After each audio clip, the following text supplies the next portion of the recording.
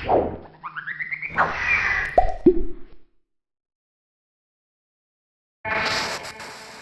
রহস্য পরিবারের সকলকে স্বাগতম। আজ আমরা শুনব শরদিন্দু বন্দ্যোপাধ্যায়ের লেখা ছোট গল্প প্রেতপুরী।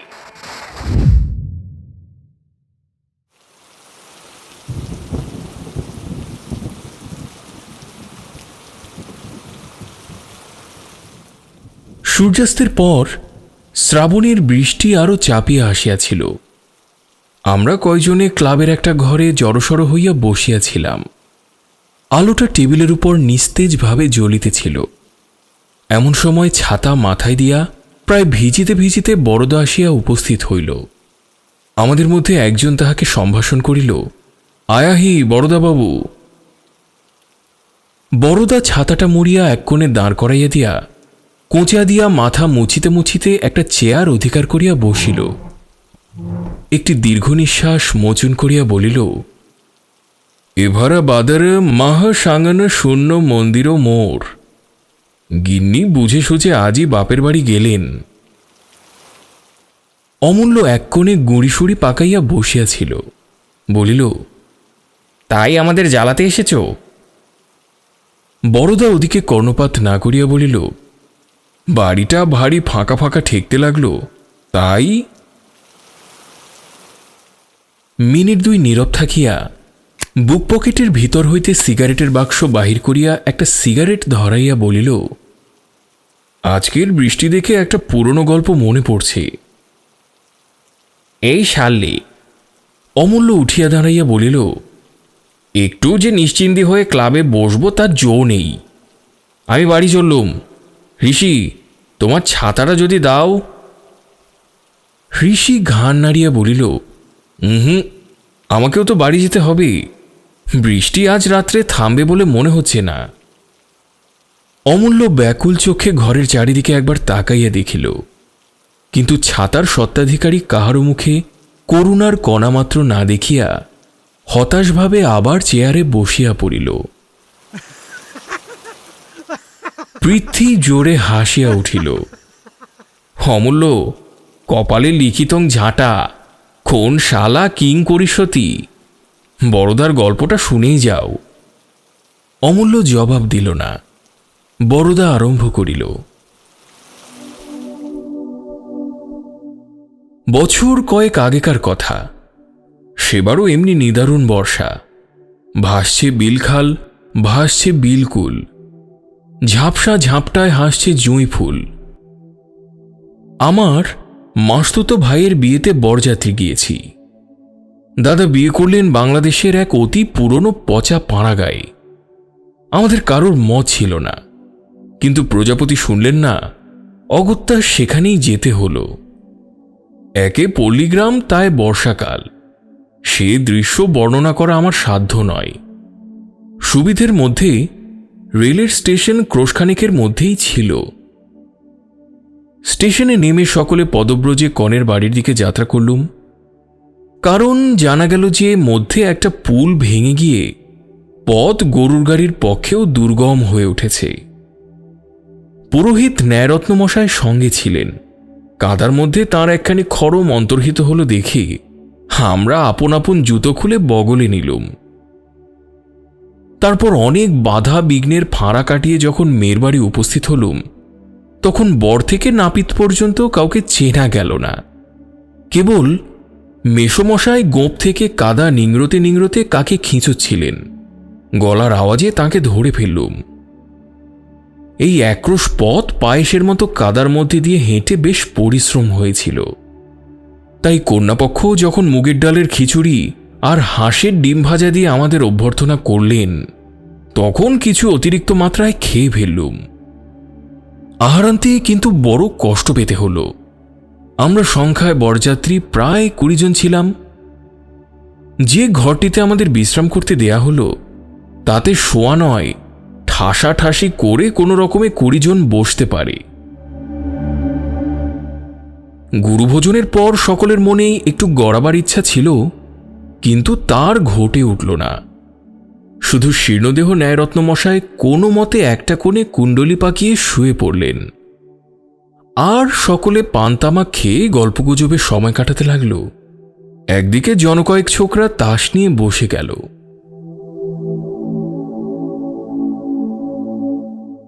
আমার কিন্তু বড় বিরক্তি বোধ হতে লাগল।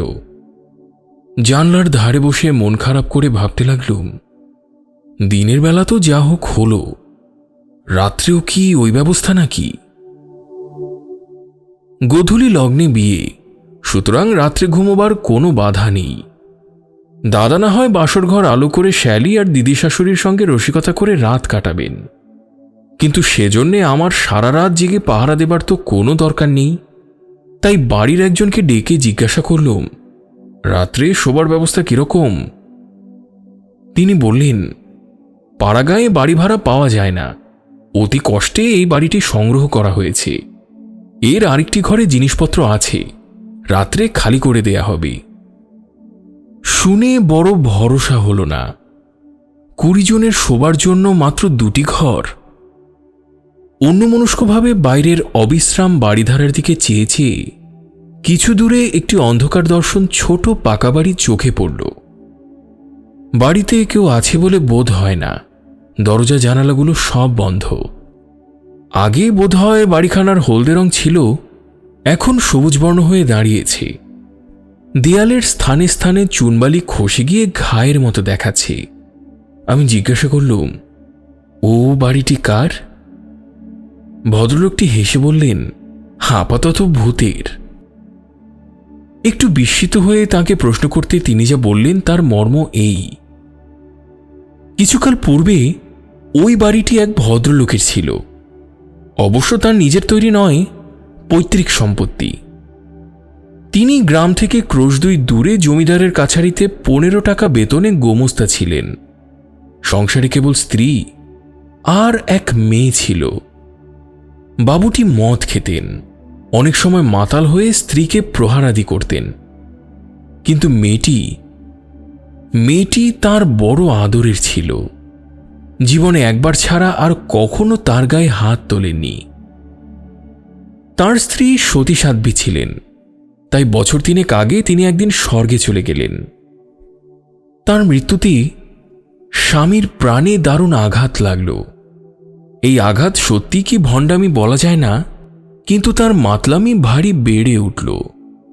একদিন তিনি জমিদারের নায়েবের সঙ্গে ঝগড়া করে তার গালে একটি চপেটাঘাত করে বাড়ি ফিরে এলেন। পরদিন সকালে তাকে আর খুঁজে পাওয়া গেল না। তার বদলে তার 6 বছরের মেয়ের মৃতদেহ পাওয়া গেল। পুলিশ তাকেই কন্যাঘাতী বলে সন্দেহ করে, কিন্তু আজ পর্যন্ত তার কোনো সন্ধান পায়নি। মাঝে মাঝে কানাঘুষো শোনা যায় যে তিনি কাছে পিঠেই কোথাও লুকিয়ে আছেন। গ্রামের কেউ কেউ তাকে অন্ধকার রাত্রে মাঠে ঘুরে বেড়াতে দেখেছে, কিন্তু সেসব গুজব নিতান্তই বাজে কথা। বাড়িখানা সেই অবধি খালি পড়ে আছে, কেউ ব্যবহার করে না। গ্রামের 2-1 সাহসী লোক একবার রাত্রে ওই বাড়িতে শোবার চেষ্টা করেছিল, কিন্তু সেই রাত্রেই ভয় পেয়ে পালিয়ে আসে। তারা বলে বাড়িতে ভূত আছে। গল্পটার শেষ শুনে বললুম, আমরা কয়েকজন যদি রাত্রে ওখানে শুই, কারোর আপত্তি হবে কি? ভদ্রলোকটি বললেন, না মশাই, আমাদের সাহস হয় না। আমি বললুম, আমাদের যদি সাহস হয় তাহলে আপনাদের হতেই বা বাধা কি? আর সকলের দিকে ফিরে বললুম, ওহে, তোমরা কেউ ভূতের বাড়িতে শুতে রাজি আছো? সকলেই ব্যাপার কি জানতে চাইল, কিন্তু সমস্ত শুনে আমার মতো 2-3 জন ছাড়া আর কেউ রাজি হল না। যা হোক, সন্ধ্যার আগে বৃষ্টি একটু ধরেছে। আমরা বাড়িখানা দেখতে গেলুম। বাড়িতে তালা লাগানো ছিল। সেই ভদ্রলোকটি তার চাবি জোগাড় করে আনলেন। দরজা খুলে ঘরে ঢুকতেই ভিতরকার বদ্ধ অন্ধকার যেন বন্য জন্তুর মতো আমাদের ঘাড়ে লাফিয়ে পড়ল। স্যাঁতস্যাঁতে ভিজা একটা দুর্গন্ধ নাকে এসে ঢুকল। তাড়াতাড়ি পাশের একটা জানলা খুলে দিতেই বাইরের মলিন আলো ম্রিয়মাণভাবে ঘরে ঢুকল। দেখলুম মেঝের ওপর প্রায় 1 ইঞ্চি পুরু ধুলো পড়েছে, কোণে কোণে ঝুল আর মাকড়সার জাল।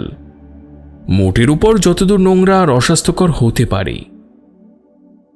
বাড়িতে মাত্র 2টি ঘর, তার মধ্যে একটি শয়নকক্ষ।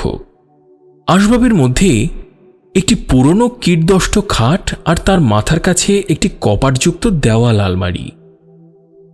ঘরটি নেহাত ছোট নয়, খিড়কির দিকে একটা জানলাও আছে। দেখে শুনে সঙ্গীদের মধ্যে একজন হাসবার চেষ্টা করে বললেন, না হে, আজ রাত্রে আর শোবার দরকার হবে না, তাস পাশা খেলে কাটিয়ে দেয়া যাবে। কাজ কি বাবা? ভদ্রলোকটি সঙ্গে ছিলেন, তিনি হেসে মুখ ফিরিয়ে নিলেন।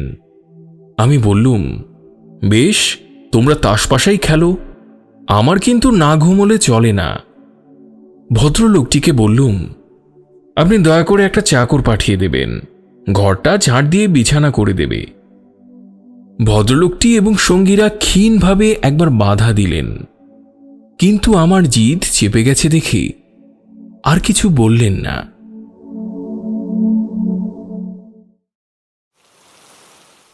রাত্রির শুভকর্ম যথাসময়ে শেষ হয়ে গেল। 10:30টার পর খাওয়া দাওয়া সাঙ্গু করে লণ্ঠন হাতে একলা শুতে গেলুম। সন্ধ্যার পর আবার বৃষ্টি আরম্ভ হয়েছিল, এখনো সমভাবে চলেছে।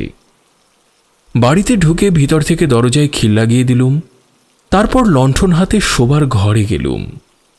চাকর বিছানা পেতে মশারি ফেলে দিয়ে গিয়েছিল। খিড়কির দিকে জানলাটা পূর্ববৎ বন্ধই ছিল। আলো ধরে ঘরখানাকে একবার ভালো করে দেখে নিয়ে দরজা বন্ধ করে দিলুম। ঘরের দরজা বন্ধ করে দিতেই ঘরটা অত্যন্ত নিস্তব্ধ বোধ হতে লাগল। বায়ু অভাবে একটু গরমও বোধ হল। জানলাটা ধরে 2-3 বার টানাটানি করবার পর সেটা খুলে গেল। তখন আবার ব্যাঙ ও ঝিঝি পোকার কনসার্ট শুনতে পেলুম। জানলা খুলে ফিরে আসতে পাশে দেয়াল আলমারিটা পড়ে। কৌতূহল হল, সেটাকেও খুলতে গেলুম। দেখি মরচে পড়ে সেটাও এঁটে গেছে। জোরে এক টান মারতেই ঝনঝন শব্দে খুলে গেল। ভেতরে দরকারি জিনিস কিছুই নেই, কেবল গোটা 5-6 খালি মদের বোতল গৃহস্বামীর সুরাশক্তির ঐতিহাসিক স্তম্ভের মতো ইতস্তত দাঁড়িয়ে আছে। শরীর বেশ ক্লান্ত হয়েছিল, তাই আলোটা কমিয়ে খাটের পায়ের কাছে রেখে শুয়ে পড়লুম। শুয়ে শুয়ে রবিবাবুর একটা গল্প বারবার মনে পড়তে লাগল। 2-1 বার গায়ে কাঁটাও দিলে, কিন্তু বেশি ক্লান্ত হয়েছিলুম বলেই হোক, বা ভয় বস্তুটা আমার শরীরে কম আছে বলেই হোক, এই ভুতুরে বাড়িতে একলা শুয়েও অল্পক্ষণের মধ্যে ঘুমিয়ে পড়লুম। রাত্রি বোধ করি তখন 2 কি 2:30 হবে। হঠাৎ কানের খুব কাছে একটা ঝনঝন শব্দ শুনে একেবারে ধরমর করে বিছানার উপর উঠে বসলুম। দেখি দেয়াল আলমারি থেকে শব্দটা আসছে।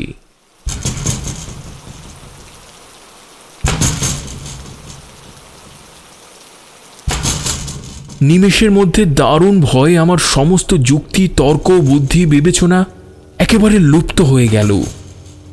এই শব্দটার যে কোনো স্বাভাবিক কারণ থাকতে পারে সে কথা আমার মনের ধার ঘেঁষেও গেল না। সমস্ত চেতনা দিয়ে অনুভব করতে লাগলুম সেই শূন্য মদের বোতলগুলো সজীব হয়ে লাফিয়ে লাফিয়ে কপাটে ঘা দিচ্ছে। সে শব্দ আর থামে না। নিশাচর প্রেতজনির এই নিশীথ উল্লাস ঝনঝন শব্দে সমভাবে সমব্যবধানে চলতেই লাগল। আমি মশারির মধ্যে একটা বালিশ আঁকড়ে ধরে কাঠ হয়ে বসে রইলুম। আমার অবস্থাটা একবার ভেবে দেখো। বাইরে অজস্র বাড়িপাত, ভিতরে অশরীরী নৃত্য। আমি আর বিছানার মধ্যে থাকতে পারলুম না। মশারি ছিঁড়ে বাইরে এসে পড়লুম। আলোটা বাড়িয়ে দিতেই ঘরের নিরাভরণ শূন্যতা যেন আমার চারদিকে দাঁত বার করে হেসে উঠল। অন্ধকার এর চেয়ে ছিল ভালো। মনে হতে লাগল ওই বোতলগুলি এখনই নাচতে নাচতে আলমারি থেকে বেরিয়ে আসবে, এবং তারপর যে কি কাণ্ড শুরু হবে তা আমার বিধ্বস্ত মস্তিষ্ক দিয়ে কল্পনা করতে পারলুম না। আমি ছুটে জানলার কাছে গিয়ে সজোরে গড়াত চেপে ধরলুম। ঠিক এই সময়ে আকাশের মাঝখানে বিদ্যুৎ চমকালো। বাইরের সমস্ত দৃশ্যটা এক মুহূর্তে চোখের উপর মুদ্রিত হয়ে গেল। জানলা থেকে হাত 25 দূরে একটা প্রকাণ্ড গাছ ছিল। নিম কিংবা তেঁতুল ঠিক ধরা গেল না। সেই গাছের গোড়ায় একটা ভীষণাকৃতির লোক কোদাল দিয়ে প্রাণপণে কোপাচ্ছে। সর্বাঙ্গ বেয়ে জল পড়ছে, পরনে কাপড় আছে কি উলঙ্গ ঠিক ধরা গেল না। কৌতূহলে ভয়ে অনেকটা চাপা পড়ে গেল।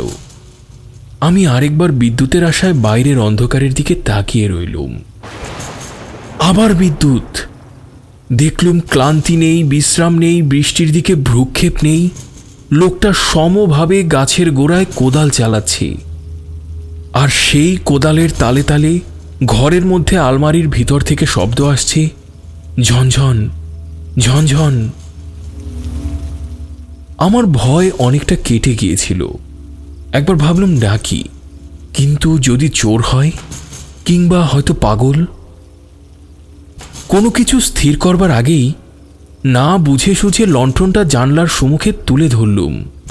বাইরের লোকটাকে সে আলোতে দেখা গেল না, কিন্তু হঠাৎ আলমারির ঝনঝনানি বন্ধ হয়ে গেল। শব্দটা এতক্ষণ শুয়ে গিয়েছিল, থামতেই বুকের ভিতরটা ধরাস করে উঠল। আবার থামে কেন? শব্দ থামতেই দেয়াল আলমারির দিকে তাকিয়েছিলাম। সেদিক থেকে চোখ ফিরিয়ে জানলার দিকে চাইতেই ভয়ে আমার গায়ের রক্ত প্রায় জল হয়ে গেল। লণ্ঠনের ঘোলাটে আলোতে দেখলুম ঠিক জানলার ওপারে একটা মস্ত ঝাঁকড়া মাথা, আর তারই ভিতর থেকে দুটো বড় বড় লাল চোখ আমার মুখের ওপর স্থির হয়ে আছে। আমার হাঁটু দুটো এবং গলার আওয়াজ তখন একেবারে শাসনের বাইরে চলে গেছে। চেঁচামেচি কিংবা পলায়ন দুই সমান অসম্ভব। তাই কাঠের মূর্তির মতো দাঁড়িয়ে কেবল ঠক ঠক করে কাঁপতে লাগলুম। হঠাৎ বাঘের থাবার মতো একজোড়া হাত বাইরের অন্ধকার থেকে উঠে এসে জানলার দুটো গড়াত ধরে টান দিলে জানলার ঘুণ ধরা পচা কাঠ অকস্মাৎ ভেঙে গিয়ে গড়াত দুটো বার হয়ে গেল। আর প্রায় সঙ্গে সঙ্গে একটা ক্লেদাক্ত গিরগিটির মতো সেই ফাঁক দিয়ে লোকটা ঘরের মধ্যে ঢুকে পড়ল। আমার দিকে কটমট করে তাকিয়ে বললে, তুমি কে? নিজের নামটা পর্যন্ত সাফ ভুলে গিয়েছিলাম, তাই উত্তর দেওয়া হয়ে উঠল না। লোকটা নিষ্পলক দৃষ্টিতে আমার দিকে চেয়ে রইল। তারপর তার মাথার চুলগুলো সজারুর কাঁটার মতো খাড়া হয়ে উঠল। সে ভাঙা গলায় চিৎকার করে উঠল, তুমি পুলিশ? আমি প্রবল বেগে ঘাড় নেড়ে জানালুম যে আমি পুলিশ নই। আশ্চর্য, লোকটা তখনই অকপটে তাই বিশ্বাস করে মাটিতে বসে পড়ল। কোমরে একটা শতচ্ছিন্ন ন্যাকড়া জড়ানো ছিল মাত্র। একবার ঘরের চারদিকে তাকিয়ে বললে, 3 মাস মদ খাইনি, বুক ফেটে যাচ্ছে, আমাকে একটু মদ দিতে পারো? বেশি নয়, একটি গ্লাস।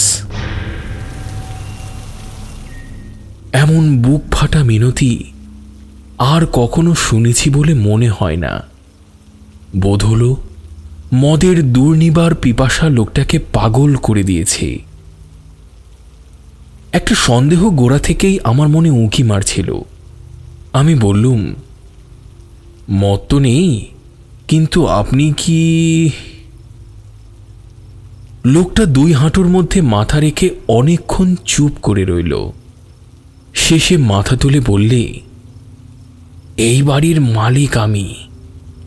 নিজের মেয়েকে খুন করে পালিয়ে যাই। গোমস্তাগিরি করতুম, একদিন ঝগড়া করে চলে এলুম। তখন স্ত্রী বেঁচে নেই, শুধু মেয়ে। বাড়ি আসতেই মেয়েটা বললে, বাবা, খেলা করতে করতে পায়ের মল গাছতলায় কোথায় পুঁতে রেখেছিলুম, আর খুঁজে পাচ্ছি না। মাথায় রাগ চড়েই ছিল, মারলুম মেয়েটার রগে এক চর। মেয়েটা সেইখানে পড়েই মরে গেল। সেই থেকে পুলিশের ভয়ে পালিয়ে বেড়াচ্ছি। মেয়েটা মরেছে যাকে, কিন্তু কিন্তু তার মল কগাছা কিছুতেই খুঁজে পাচ্ছি না। এই বলে লোকটা লাফিয়ে উঠে একবার আলমারির দিকে ছুটে গেল। খালি বোতলগুলো পেরে পেরে মাটিতে আছড়ে ভাঙতে লাগলো। তারপর উন্মত্ত একটা চিৎকার করে যে পথে এসেছিল সেই পথেই বেরিয়ে গেল। মিনিট দুই ঘর একেবারে নিস্তব্ধ। তারপর আলমারির কাচের কপাট দুটো সজোরে শব্দ করে উঠল, ঝন ঝন ঝন।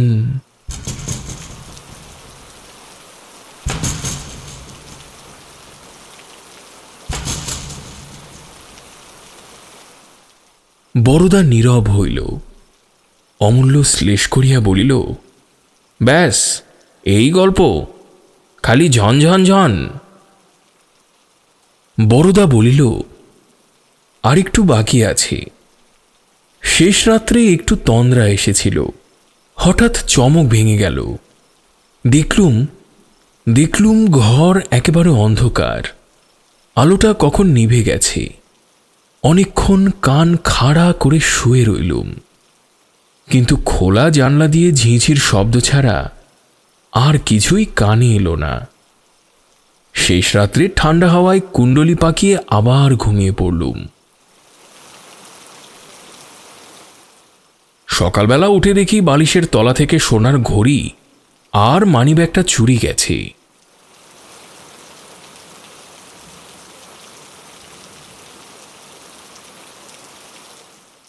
আজ আমরা শুনলাম শরদিন্দু বন্দ্যোপাধ্যায়ের লেখা ছোট গল্প প্রেতপুরী।